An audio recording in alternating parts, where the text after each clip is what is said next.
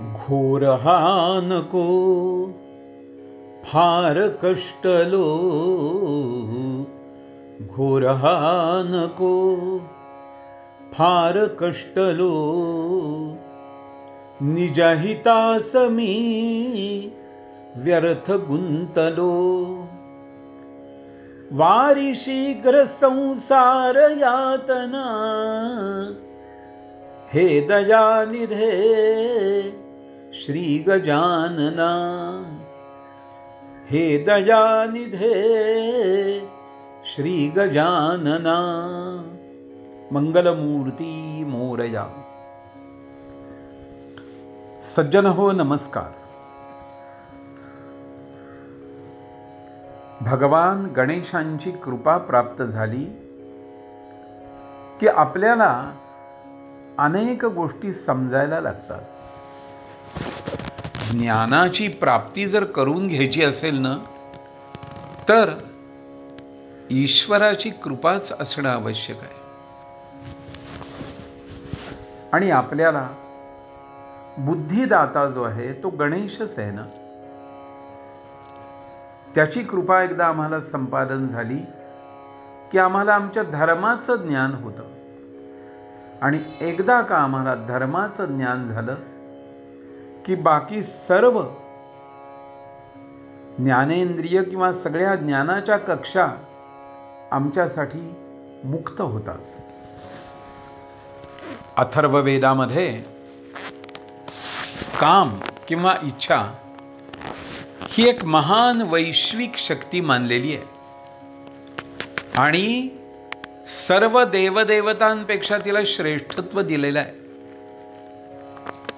ही सगळी गोष्ट अथर्ववेदात सांगितली. आपण गणपती बाप्पांसाठी अथर्व शीर्ष म्हणतो.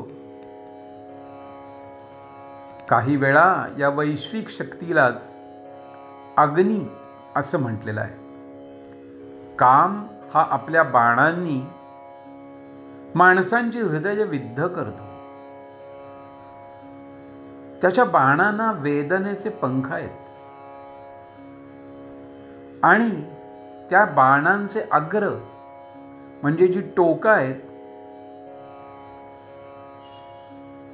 ती टोकं म्हणजे अभिलाषा आहे. आणि त्या बाणाचा मागला भाग म्हणजे इच्छा आहे. याचा अर्थ असा आहे की काम किंवा इच्छा या अग्नीसारख्या आहेत. त्याच्यावर जोपर्यंत मानवाची अधिसत्ता चालतीये तोपर्यंत तो काम हितावह ठरतो. मात्र धर्म सोडला तर हा काम मानवावर अधिराज्य गाजवतो आणि त्याला मानव्यापासून दूर नेतो. सज्जन हो, मी ही गोष्ट मुद्दाम सांगतोय कारण मी माझ्या माहितीत, माझ्या पाहण्यात अशी काही लोक आलेली आहेत की घरामध्ये उत्तम, अतिशय सुंदर आणि पतिव्रता स्त्री असताना त्या व्यक्तीच्या सर्व इच्छा ती पूर्ण करत असताना सुद्धा या माणसाला बाहेरचं व्यसन लागतं.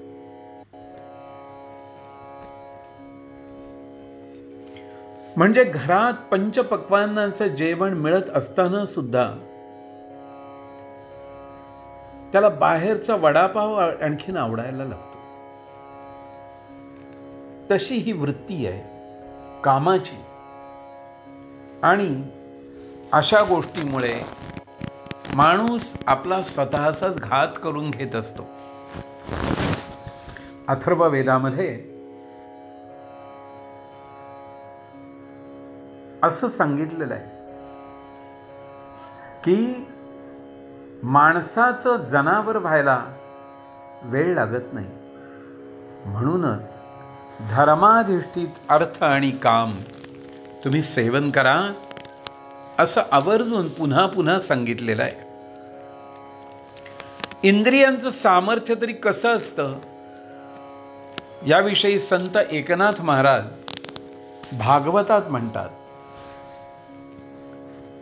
जिव्हा रसाकडे ओढी तृषा प्राशना लागी तोडी,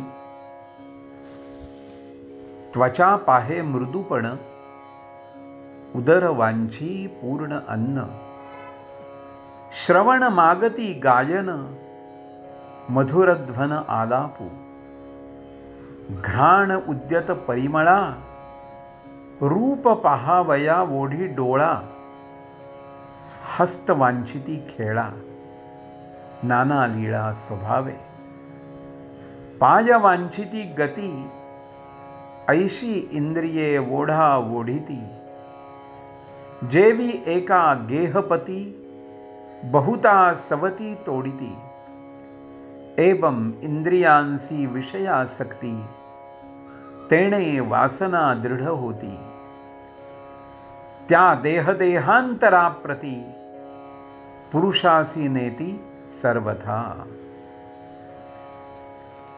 एकनाथ महाराज सांगतायत या ठिकाणी, जिव्हा रसाकडे ओढ घेत असते, तृषा प्राशन करण्यासाठी जीव तोडते, मऊ असेल ते त्वचा पाहत असते, पोट भरपूर अन्न मिळण्याची इच्छा करत असते, गायन मंजूळ ध्वनी आलाप हे कान मागत असतात, नाक सुगंधाकरता उद्युक्त झालेलं असतं, सुस्वरूप पाहण्यासाठी डोळा ओढत असतो, अनेक प्रकारचे खेळ खेळावेत, मनाला वाटतील त्या नाना प्रकारच्या लीला कराव्यात म्हणून हात धडपडत असतात, पायांना इकडे तिकडे हिंडावंसं वाटतं.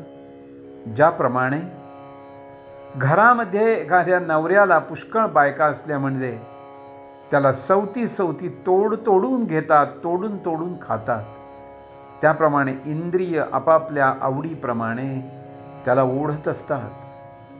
ह्याप्रमाणे इंद्रियांना विषयांची आसक्ती असल्यामुळे वासनाही प्रबळ होत जाते आणि त्या वासनाच पुरुषाला खरोखर ह्या देहातून घेऊन जात असतात. सज्जन हो, लक्षात ठेवा, नित्य त्या भगवंताला गणपतीला आळवत जा. गम गणपतये नमः, गम गणपतये नमः असा रोज जप करत जा. आपल्याला ज्या वेळेला दुर्वासना, वाईट वासना होऊ लागतात, कुणाची तरी कुसंगती लाभते आणि आपण कुठेतरी भरकटत जातो, त्यावेळी पुन्हा मूळ ठिकाणी येण्यासाठी गणपती बाप्पांना प्रार्थना करूया.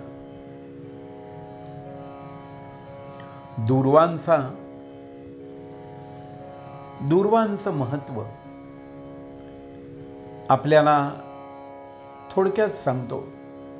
एकदा नारद मुनी गणपती बाप्पांकडे आले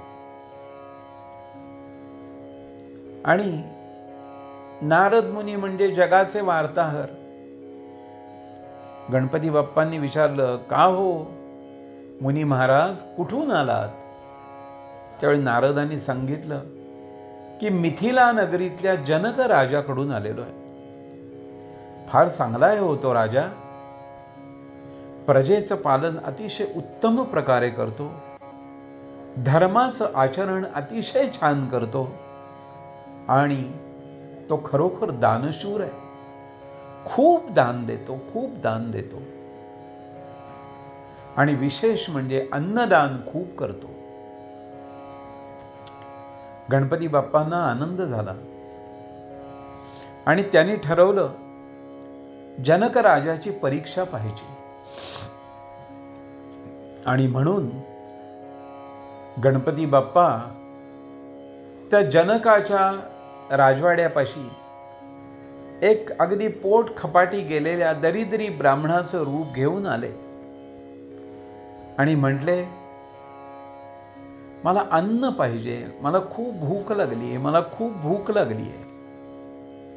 त्यावेळेला जनक राजाच्या दरवाजातल्या द्वारपालांनी राजाला सूचना दिली.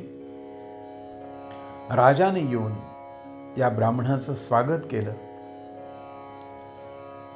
स्नानादिक सर्व गोष्टी उत्तम प्रकारे त्याच्याकडनं करून घेऊन त्याला भोजनाला बसवलं.